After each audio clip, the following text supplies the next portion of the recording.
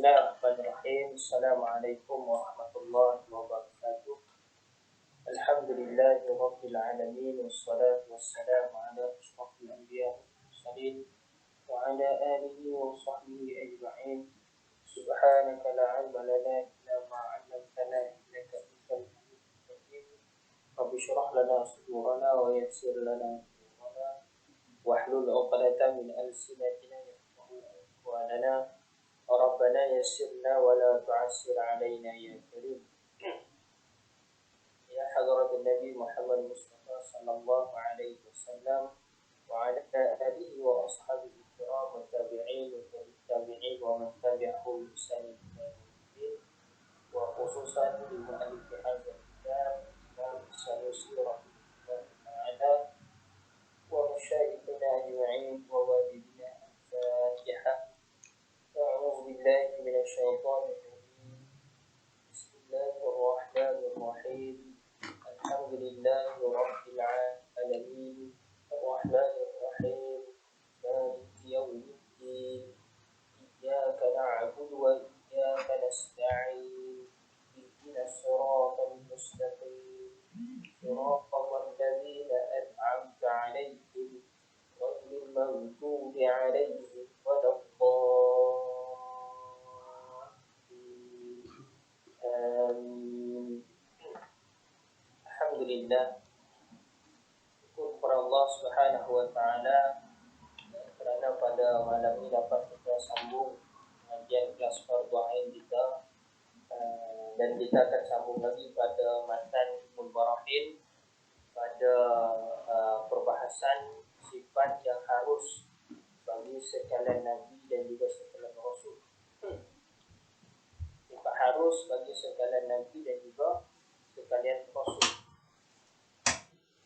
Qala musannifu rahimahullah ta'ala wa yajuzu fi haqqihim alaihimus salatu wassalam ma huwa minal a'radi ma huwa minal a'radi من الأعراض البشرية التي لا تؤدي إلى نقص في مراتبهم العالية كالمرض ونحوه. Maka harus Syekh Imam Sanusi rahimahullah ta'ala sebut, maka harus bagi sekalian Nabi dan juga sekalian Rasul itu bersifat dengan segala sifat ataupun barang yang iaitu daripada sekalian perangai tubuh manusia yang tiada mengurangi, la tuaddi, yang tidak membawa kepada naqs, tidak membawa kepada kekurangan fi maratibul aliyah, tidak membawa kepada kekurangan martabat mereka yang tinggi. Al-marati wa nahwihi, yaitu seperti sakit dan sebagainya, sakit dan juga sebagainya, yaitu sifat manusia yang biasa, maksudnya sifat manusia secara umum. Sifat manusia secara umum itu memang harus bagi sekalian Nabi dan sekalian Rasul, bukan wajib. Bukan wajib mereka bersifat dengan sifat tersebut. Yang wajib sekalian Nabi dan Rasul ini bersifat dengan sifat amanah, tabligh, fadalah. Itu kita dah bahas dah pada perbahasan sebelum ini. Adapun sifat harus bagi sekalian Nabi ini iaitu segala sifat ataupun perangai manusia yang mana tidak membawa kepada jatuhnya martabat mereka, tidak membawa kepada jatuh martabat. Sebagai contoh, saya bagi kat sini sakit, warna kuning itu boleh kita masuk makan, minum, kahwin, tidur, jalan, menunggang kenderaan dan sebagainya. Harus di situ.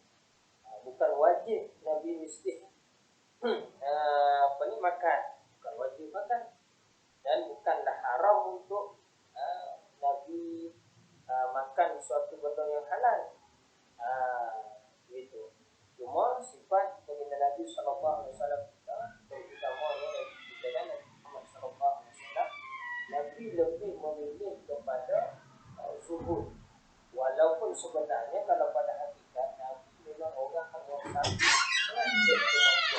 sebab tu yang mengatakan bahawa Nabi Muhammad ini macam manusia biasa. Belum jadi Nabi, dia biasa macam orang kampung biasa. Dia tunggu. Lepas dah angkat dia Nabi, baru dia hebat. Tak betul. Itu tak betul. Sebabnya baginda Nabi SAW dan Nabi-Nabi yang lain sekalipun, mereka ni telah Allah Subhanahu Wa Taala jaga dari permulaan mereka dilahirkan sampailah mereka wafat. Dan takkanlah orang yang pada asal sejarah asal kehidupan sebelum jadi Nabi itu, sejarah asal itu dia buat bohong, buat bongak dan sebagainya, tiba-tiba dia jadi Nabi. Itu tak betul. Kita pun payah nak ikut kalau macam tu. Sebab apa? Sejarah kehidupan dia sebelum diangkat jadi Nabi itu, dia memang dah orang yang kaki penyangat. Jadi tak sah, tak layak sebenarnya jadi begitu. Malah sifat-sifat yang ada pada baginda Nabi sekalian ini alaihi wassalam, yang mana kalau kita tengok pada zahirnya macam mirip-mirip kepada manusia macam kita sama. Sebab tu kita boleh ikut pada mereka. Tetapi sifat mereka tu tidaklah membawa kepada kekurangan. Dengan maksudnya mereka ni Allah Taala jaga daripada berlakunya melakukan perkara-perkara syirik, melakukan perkara-perkara yang diharamkan, dan mereka ni dijaga daripada melakukan perkara-perkara yang makruh. Itu kita ni ada juga derajat, ada juga derajat. Sebab tu tak boleh nak mengatakan bahawa kita ni jadi tahap Nabi, nak sampai pada tahap wali kasih Allah Ta'ala pun kita ni senak pukul lah sebenarnya. Kena usaha lebih banyak.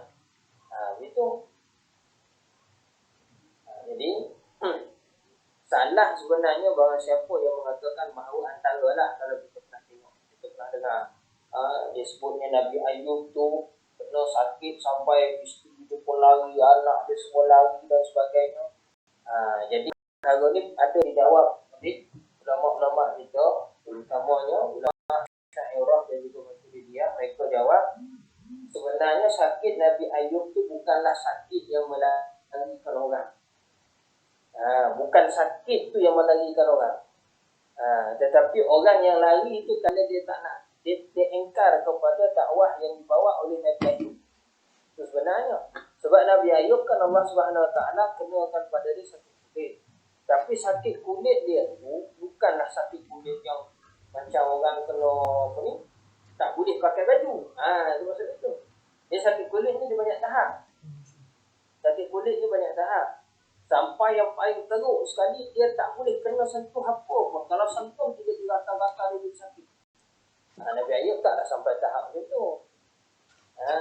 Dia tetap lagi, sakit tu tetap sakit, tapi dia boleh pakai baju, dia tutup badan dia daripada perkara-perkara yang lain tadi. Dia tutup daripada sakit tu.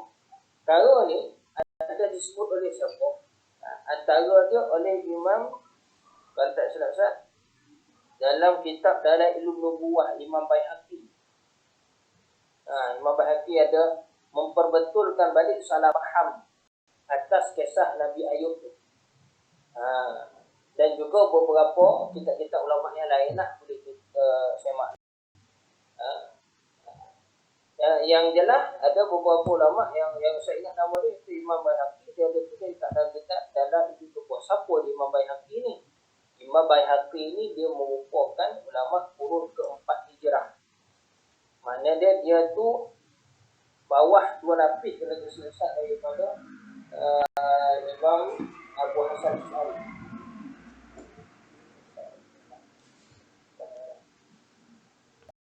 Ada buku Sarawak.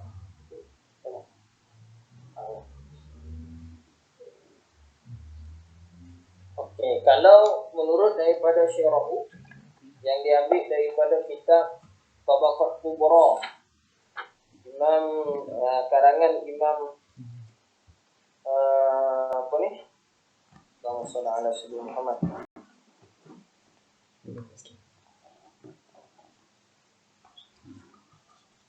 Tabaqat Syafi'iyah, Imam Suki. Kalau kita tengok daripada Tabaqat Syafi'iyah Imam Suki, bahawa dalam ni dia ada sanad oleh Imam sanad anak murid kepada Imam Abu Hasan Asy'ari. Imam Abu Hasan Asy'ari.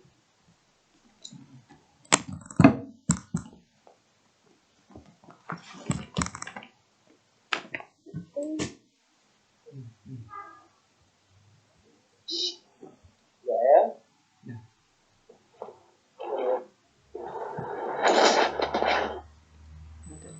Mohon tolong tutup mic dulu.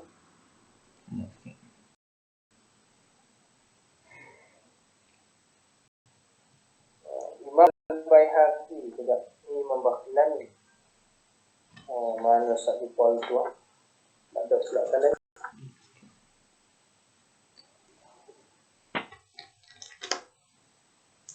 Okey. Imam Baihaqi ini dia merupakan salah seorang ulama dalam mazhab Syafi'i itu yang berpegang dengan jalan Abu Hasan Asy'ari, yang merupakan sezaman dengan Imam Abdul Jabal Al-Isfaraini. Dia sezaman dengan Imam Abi Bakar bin Fura bin Fura, dengan Imam Al-Baqilani. Imam Baqilani dia sezaman tu. Dia atas, dia golongan dia atas sikit daripada Imam Ghazali.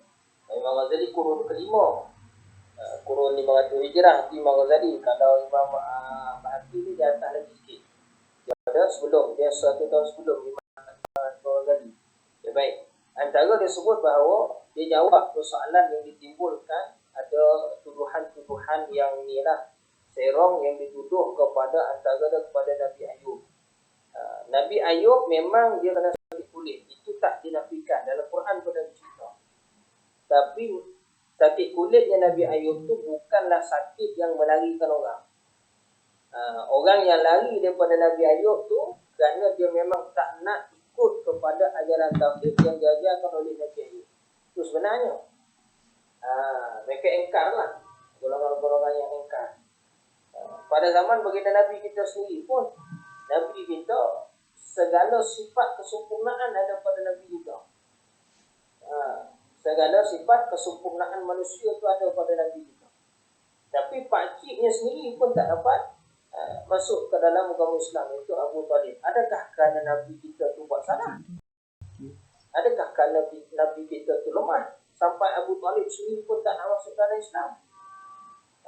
Jadi hidayah itu adalah milik Allah. Dan ada pun sifat-sifat yang Nabi, segala Nabi tunjukkan itu, semualah alaihi salatu wassalam itu semuanya ialah sifat-sifat yang baik laku atas sisi amanah, tabligh, wafanah.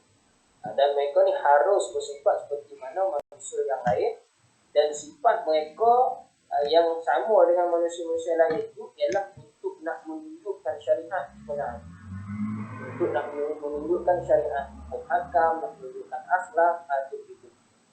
Baik. Antaranya lagi jawapan kepada apa yang dituduhkan kepada Nabi Adam. Biasa kita nak tanya berantem lah, kenapa Nabi Adam turun ke dunia?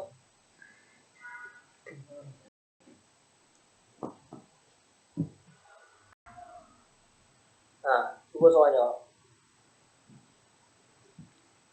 Kena makan buah khuldi, Ustaz. Okey, nak tanya, buah khuldi tu haram ke?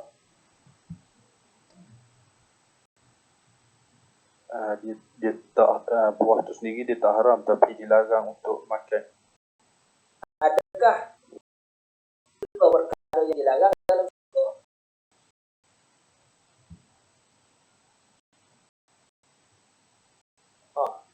Jawab. Ada perkara yang dilarang dalam syurga?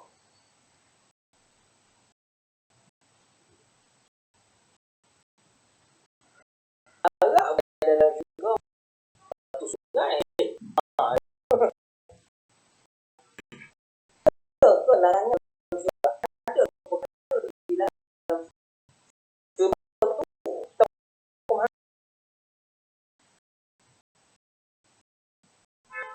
contoh kita jawab. Sebab kita dah biasa dimulakan dengan ayat itu oleh orang Nabi Adam. Kan Nabi Adam turun ke dunia kerana kesalahan makan buah ya.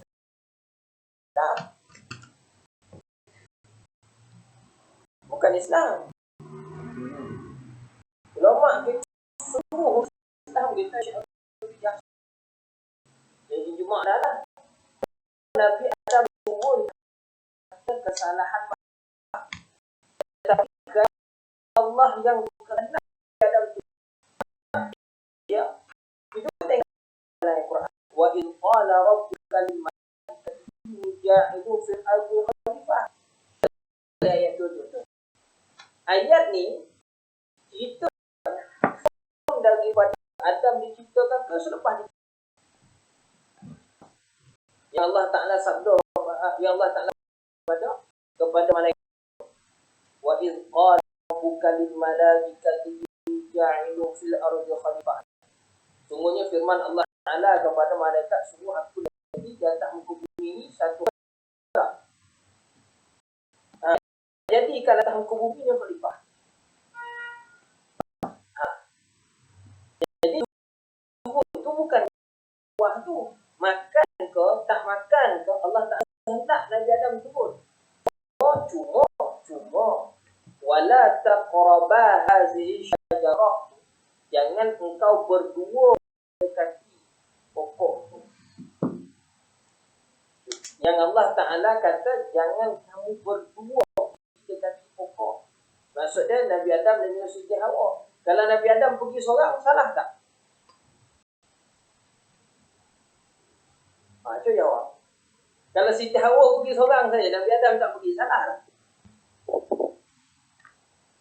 Macam pelik sikit lah. Memang pelik sebab inilah pendapat yang sebenarnya dalam Islam. Sebab bila kita tengok, kita takkan ayat Al-Quran dengan ayat Al-Quran itu saling tarafut. Takkan kontradik antara ayat Al-Quran dengan ayat Al-Quran lain. Dia takkan kontradik. Malah satu ayat Al-Quran dengan ayat Al-Quran yang lain dia saling menafsirkan antara satu sama lain. Betul tak? Itu ayat Al-Quran kan ada tafsir bimaksud tu kan. Salah satu jenis tafsir bermaksud ialah ayat Quran ditafsir oleh ayat Quran sendiri. Dan ayat Quran ditafsir oleh ayat Quran itu dia takkan jadi kontradik. Kalau jadi kontradik, mana kita salah faham. Kalau Quran itu salah. Kita yang salah faham. Memang betul. Ustaz dulu pun memang yalah, kita biasa belajar kat sekolah. Kenapa Nabi Adam diturunkan? Sebab makan buah kuldi. Cuba kita fikir balik. Salah ke sebenarnya makan buah tu dalam syurga? Dan adakah kerana makan? Sebab larangan Allah, bukan larangan lah maksudnya Allah Ta'ala, kalau kita nak kata bahasa mudah, bahasa Malaysia kita mudah, kita kata larangan lah. Larangan kepada Nabi Adam dan Siti Hawa bersama. Wala taqraba, kan dua nombor sana. Wala taqraba hadhihi syajarah. Taqraba itu bukan makna tak pula, bukan makna makan, tetapi mendekati sahaja. Itu bukan satu. Kalau kita nak tengok balik semula, dia bukanlah larangan yang mutlak kepada Nabi Adam semata-mata, tetapi bersama. Cuma itu ialah ujian kepada Nabi Adam dan juga Siti Hawa. Tapi adakah salah sebenarnya kalau dia mendekati pokok kepada seorang? Tak salah. Dan adakah ada larangan dalam syurga? Dan syurga tak ada larangan sebenarnya. Tapi macam mana pula kisah itu? Kita kena faham satu perkara. Jadi satu benda ke atas manusia ni, mana cucu-cucu Adam ni daripada Nabi Adam sampai kita, dia mesti ada asbab musabab pada kita, untuk memahami pada kita sebab musabab, supaya nanti itu juga sebagai satu ujian kepada kita nak memahami sebenarnya apa punca sebenar Nabi Adam itu turun. Adakah kerana pokok ataupun kerana betul-betul Allah Ta'ala nak berkehendakkan Nabi Adam itu jadi khalifah atas bumi. Maknanya cicit Nabi Adam jadi khalifah atas bumi sebenarnya. Okey, baik. Maka yang sebenarnya ialah Nabi Adam turun ke atas muka bumi ini ialah kerana Allah Ta'ala nak menqadhakan, maknanya menjadikan takdir yang telah ditetapkan, iaitu apa dia? Khalifah tu. Nak menjalankan, cuma nak jadi perkara tu supaya kita ni boleh menerima, adakan asbab. Tapi Allah Ta'ala tak perlu pun sebab tu sebenarnya. Boleh je Allah Ta'ala terus jadikan Nabi Adam duduk atas muka bumi. Tak ada masalah.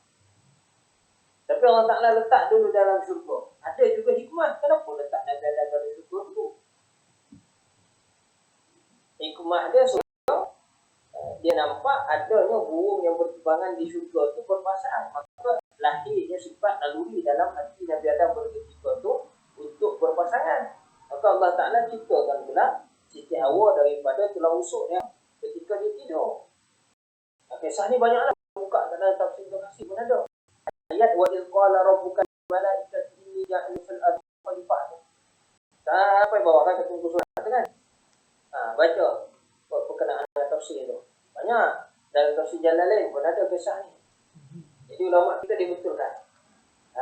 Dia bukan kerana makan buah tu, bukan kerana mendekati pokok tu, tetapi sebenarnya ialah Allah Ta'ala melaksanakan, maksudnya mengqadhakan, menjadikan perkara yang dia memang dah takdirkan, iaitu manusia ni jadi khalifah. Dan Allah Ta'ala sah. Kita tak boleh nak kata tidak, macam mustahil pula, tidak. Kita sebut gini, Allah Subhanahu Wa Ta'ala boleh, harus dia menjadikan Nabi Adam tu direct tu atas muka bumi. Boleh. Tapi kenapa diletakkan dalam syurga dulu? Kenapa letak dalam syurga dulu? Uskun anta wa zawjukal jannah wa kula minha ragadan haitsu syi'tuma wa la taqraba hadhihi asy-syajarata fatakuna minal zalimin.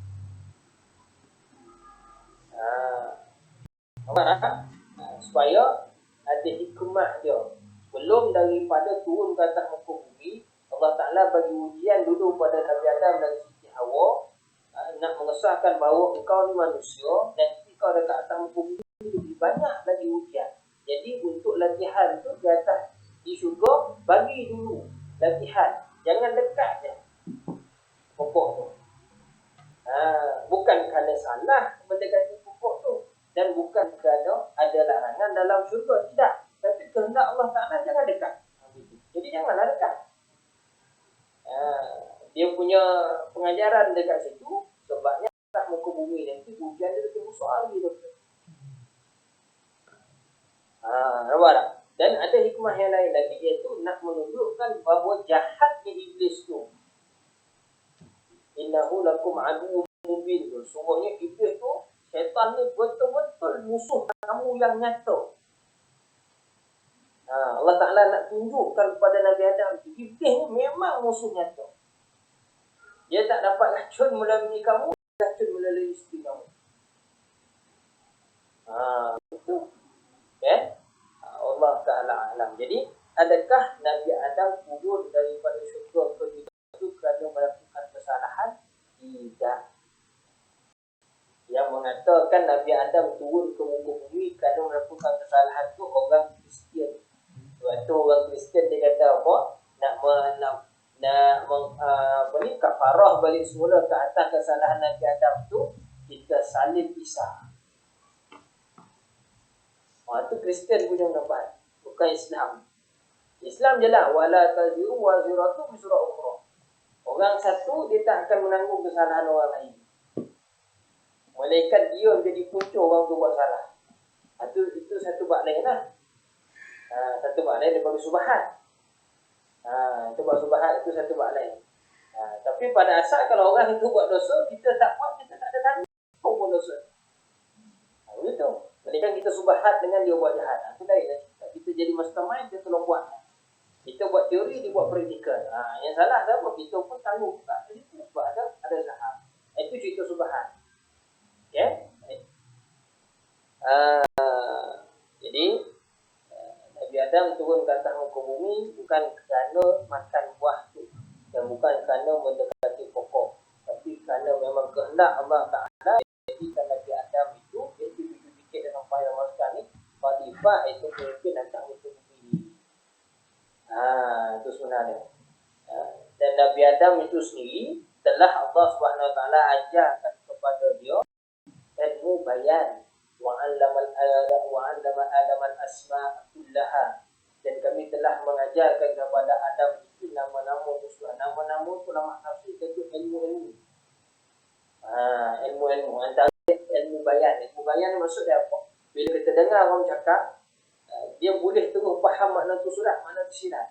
Kadang-kadang ada orang dia faham makna tu surat saja, sirat dia tak faham. Dia direct point, dia yang kita sembunyi-sembunyi itu dia tak nak fikir. Ada orang dia yang tersirat tu terlampau lebih sangat pula dia faham. Yang tersurat tu sampai hilang pula kefahaman dia. Ada juga tahap yang tu. Nabi Adam semua jenis ilmu tu dia tahu. Kata dia mula-mula sekali Allah Ta'ala ajar tu kepada dia. Antara dia ilmu bayan itu sendiri. Jadi Allah Subhanahu Ta'ala sebut wala taqraba. Jangan kamu berdua dekati. Jadi kalau Nabi Adam sama orang berdua tak salah pun. Nampak tak? Itu betul. Kita tengok pada ayat Quran. Fatalaqa Adamu min Rabbih kalimatin fataba alaihi. Dan adalah apabila Nabi Adam turun ke atas muka bumi, ada rasa dalam dirinya itu sedikit rasa penyesalan. Bukan kerana atas dosa, dia tak dosa pun kat situ. Kita dekat pokok tu, itu bukan satu dosa. Itu bukan satu dosa. Tapi perasaan manusia yang naluri seorang manusia. Bila kamu duduk tempat yang sedap, tempat yang enak, tempat yang bagus, tiba-tiba pergi pindah dekat tempat yang tak selesa, yang penuh dengan cubaan, pancaroba dan sebagainya. Rasa tak hati tu macam tak selesa, rasa tak macam menyesal. Akan timbullah rasa penyesalan, betul dia.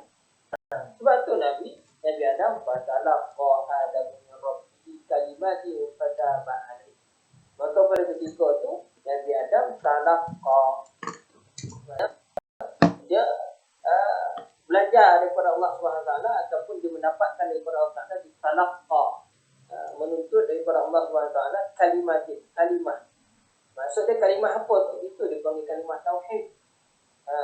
Macam mana nak mengesahkan dia ni di atas khalifah, apa kerja dia?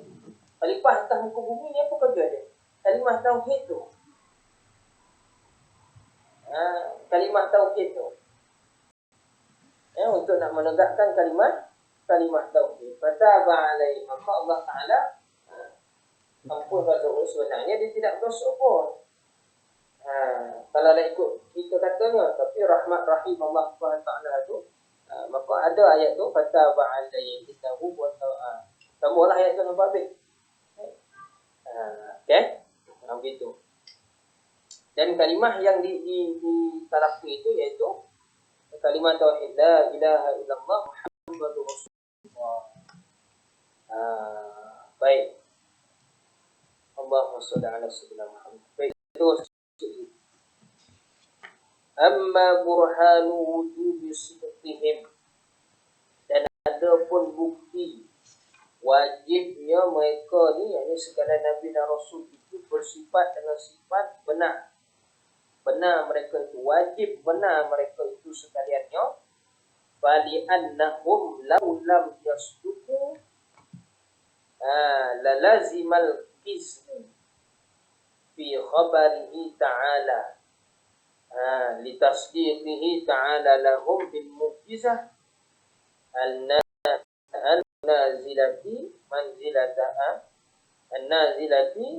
manzilata qawlihi ta'ala sadaqa 'abdi fi kulli ma yuballighu 'anni.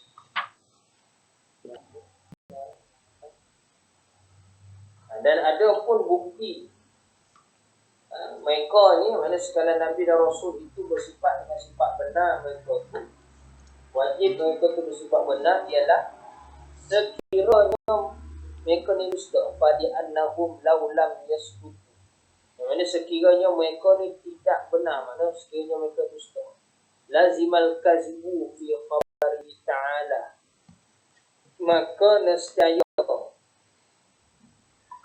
mereka ni jadi pembohong pada perkhabaran yang Allah Subhanahu wa taala, dari segi wahyu lah, yang Allah Subhanahu wa taala sampaikan kepada mereka sedangkan Allah Subhanahu wa taala telah memberikan kepada mereka mukjizat, yang mana mukjizat itu sebagai tanda membenarkan mereka tersebut. Selaras seperti firman Allah Subhanahu wa taala, sadaqa 'abdi fi kulli ma yuballighu anni, sungguhnya hamba-Ku berkata benar pada setiap perkhabarannya daripada-Ku. Jadi pelik lah. Jadi pelik.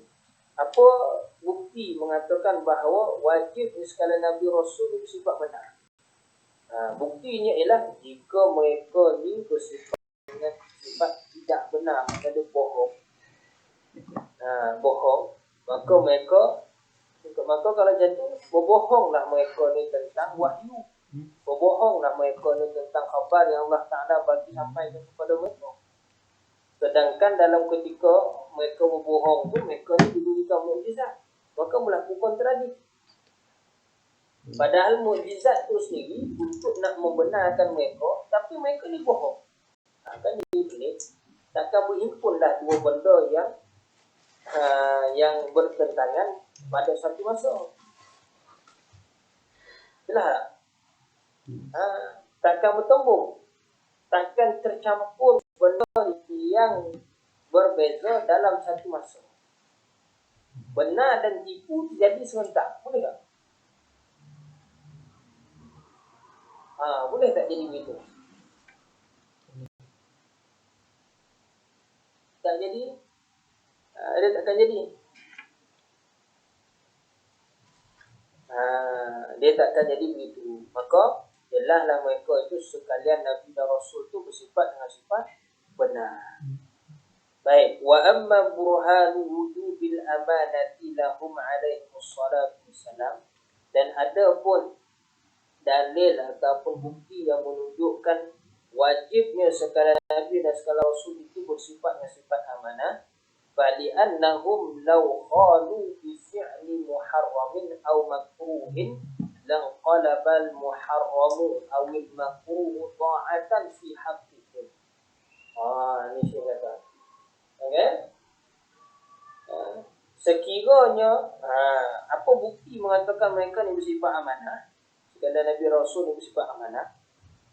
Buktinya ialah jikalah mereka itu khianat, iaitu dengan melakukan perkara yang haram atau perkara makruh, maka nescaya perkara haram dan perkara makruh itu menjadi satu ketaatan.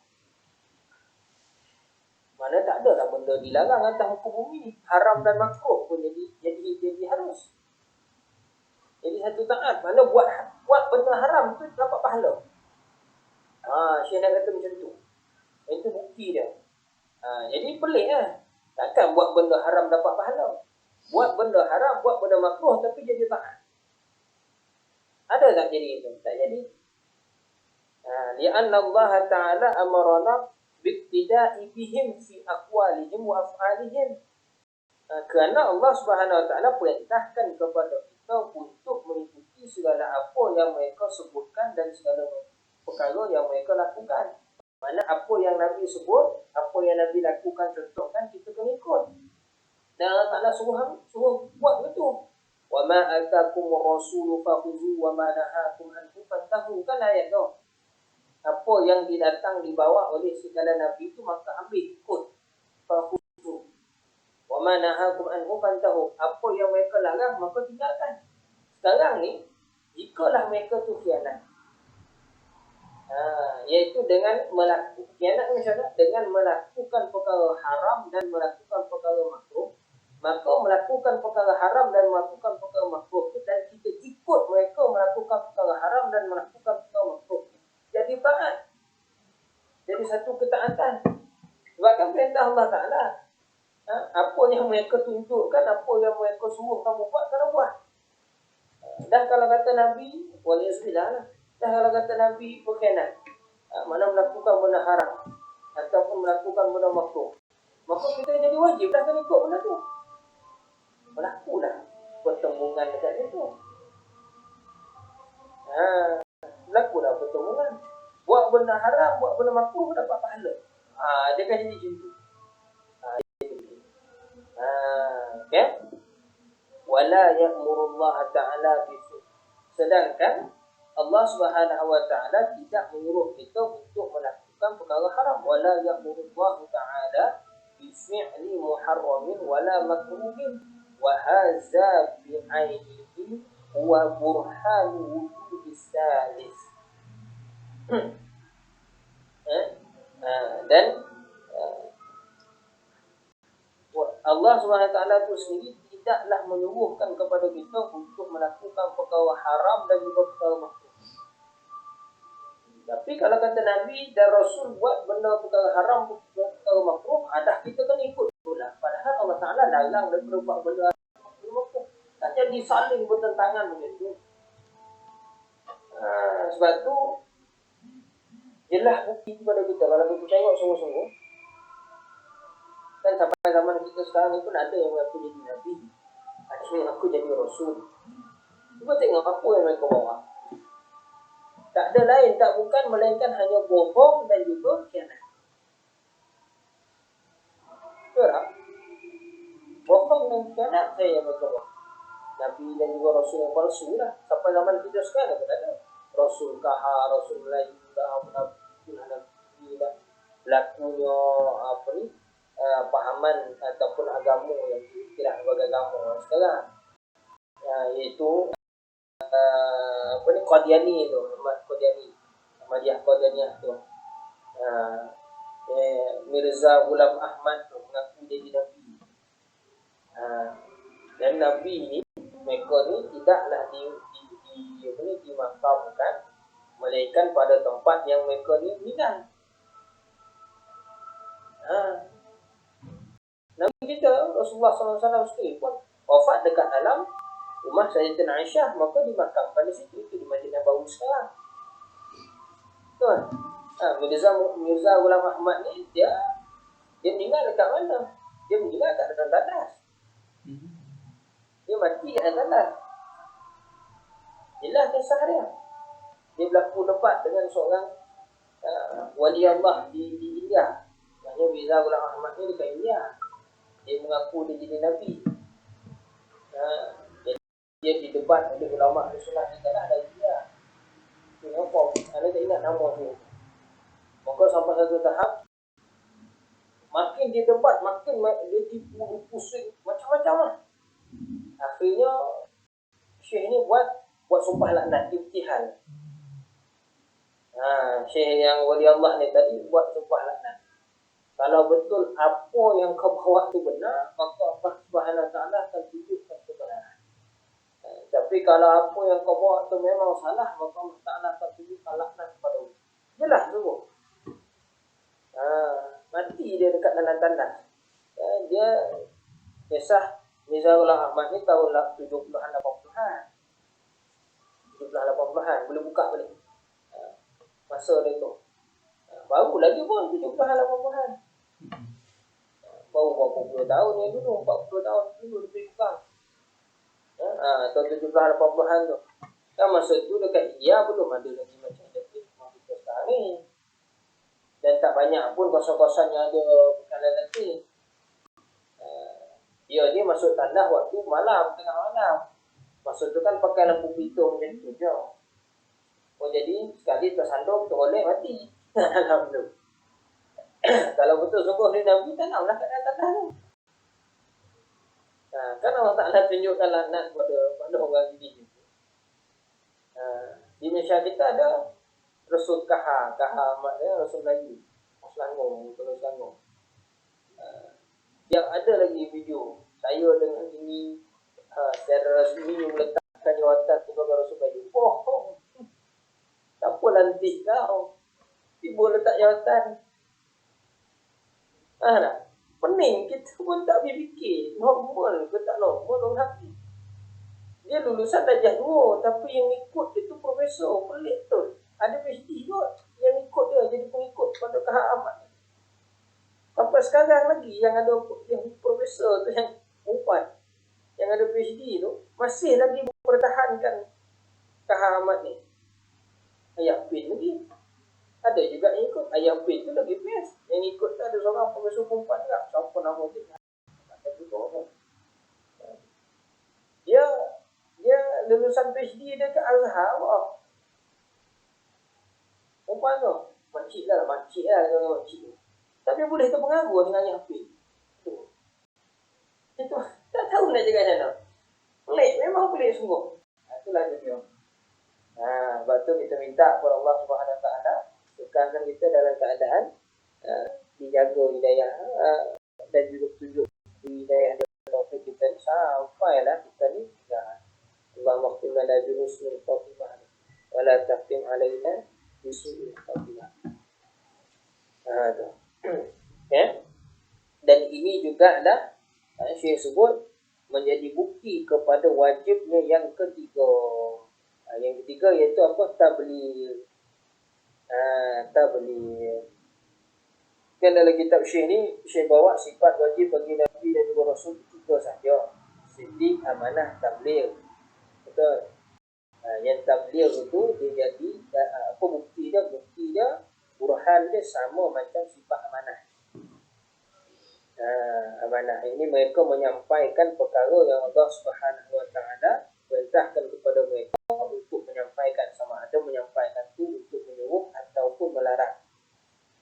Sama juga dalam perbuatan.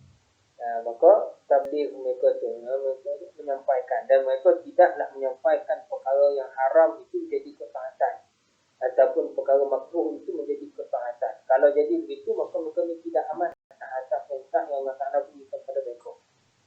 Jadi di situ jatuh martabat mereka daripada jadi nabi itu tadi. Dia jadi kepada orang bila jadi asyik dia tak layak jadi nabi. Kalau macam tu salahlah Allah Taala, tersilaplah terpilih nabi yang asyik itu tadi. Dan perkara tu mustahil. Mustahil Allah Taala tersilap pilih nabi. Okey, kita tengok satu lagi. Habis. Dan datang kita masuk bab istighna istiqam. Wa amma dalilu jawazil a'rabil basyariyati alaihim, dan adapun dalil yang menunjukkan harusnya mereka itu bersifat dengan sifat-sifat ataupun perbuatan manusia yang macam kita ni, perkara yang haruslah, perkara yang harus untuk mereka lakukan itu bersifat dengan manusia yang macam itu. Wa musyahadatu wuqu'i hadihim amma li ta'zimi ujurihim au li tashri'i au li tasalli 'anid dunya au li tanbihi li khissati qadriha 'inda Allah ta'ala wa 'adami ridahu bi hadar jazahin bi anbiya'ihi wa awliya'ihi bi i'tibari ahwalihim fiha 'alaihi salatu wassalam. Adapun dalil mereka ni harus dengan harus adanya sifat-sifat manusia pada Nabi dan juga Rasul alaihi wassalatu wassalam ni, iaitu penyaksian berlakunya perkara tersebut pada mereka sendiri, iaitu berlakunya mereka ni makan, minum, jalan sebagainya tu. Yang kalau kita tengok dalam hadis tu lah, untuk tujuan apa? Menandakan lagi pahala mereka. Sebutlah tu. Kenapa mereka buat juga kahwin dan sebagainya macam kita buat? Kerana menggandakan pahala kat mana-mana untuk dikahwin. Untuk mengangkat martabat mereka ni. Ataupun ada sebagainya menjadi pensyariatan kepada manusia. Kerana Nabi-Nabi dan juga Rasul ni mereka buat benda tu sebagai contoh untuk kita. Sebagai contoh untuk kita ikut.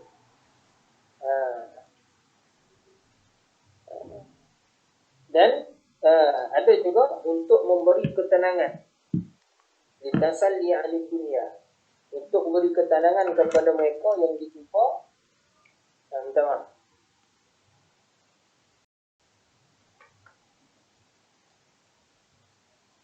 Untuk mengingatkan tentang kehinaan dunia.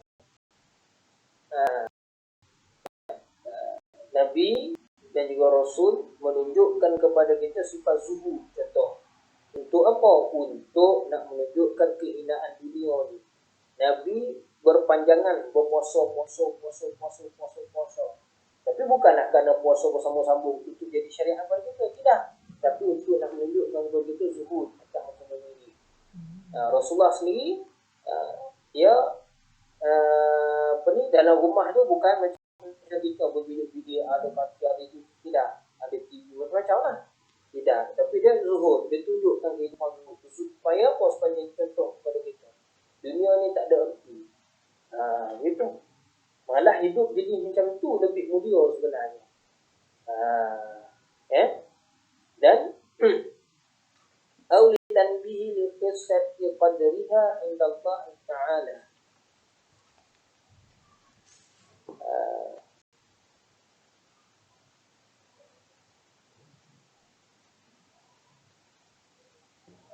Iaitu untuk nak menunjukkan kepada kita, peringatan kepada kita bahawa teruknya dunia ni, qadar dunia ni pada Allah Ta'ala tak ada nilai pun. Dan supaya nak menunjukkan kepada kita jangan reka kepada dunia. Itu orang maksud dia. Okay.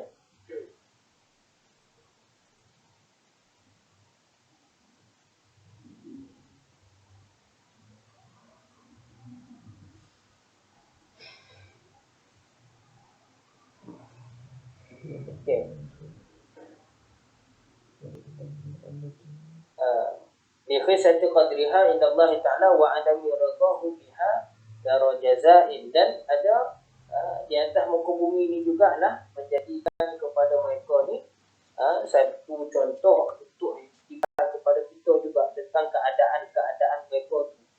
Begitulah. Itu bukti bahawa menunjukkan mereka tu bersifat dengan sifat seperti mana manusia yang ada macam kita ni. Cuma sifat-sifat yang mereka lakukan tu yang sifat manusia tidaklah kepada menjuruskan kepada mereka ni jatuh martabat seperti mana kita sebut tadi. Mereka bukan pada tahap membohong dan sebagainya. Sebab tu salah faham juga antara yang kita pernah bahas dulu ni berkenaan dengan kisah Nabi Ibrahim. Kan ada kisah siapa yang ada tanya. Nabi Ibrahim pecahkan kepada patung kecil, lepas tu letak tapak dekat tangan patung besar. Lepas tu bila orang datang Nabi Ibrahim, suruh Nabi Ibrahim ngaku. Jadi Nabi Ibrahim dia tak cakap aku buat, dan dia tak cakap pun aku tak buat. Apa yang Nabi Ibrahim jawab? Nak tahu tanya besar. Kan tapak kat tangan dia. Adakah Nabi Ibrahim bohong masa tu? Dia tak bohong. Dia cakap betul.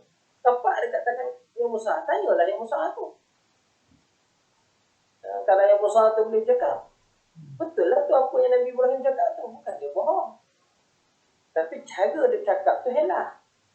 Hakikat tu disimpan dalam jiwa dan hati. Dia kan sebab dia jawab sebenarnya. Tapi dia simpan dalam jiwa. Bila orang tanya, dia buat helah. Dia putar ayat tu. Begitu. Tapi adakah dia bohong? Dia tak bohong. Kalau dia sebut, aku tak buat. Kalau nak tahu yang buat, tanya Musa tu. Itu dia jadi bohong. Sebab dia dah kata dah aku tak buat. Tapi Nabi Ibrahim tak jawab pun aku tak buat. Yang dia kata apa? Tanya Musa tu. Kalau yang Musa tu dia cakap. Itu. Sebab tu dia bukan bohong. Kemudian Nabi Ibrahim nak bawa masuk ke Palestin. Masa tu Palestin masih lagi bawah pemerintahan kita kata Fir'aun lah, maknanya kerajaan Mesir. Baik, dia masih lagi wilayah kerajaan Mesir itu, Palestin. Jadi Nabi Ibrahim bawa Siti Sarah masuk. Ketika sampai kat border tu, askar tanya, ni siapa? Dia tanya kepada Nabi Ibrahim. Dia tanya Siti Sarah tu siapa? Maka Nabi Ibrahim jawab apa? Hazi ukti. Adakah jawapan Nabi Ibrahim itu bohong? Tak bohong. Tak bohong, ini adik perempuanku. Kalau terjemah memang macam tu.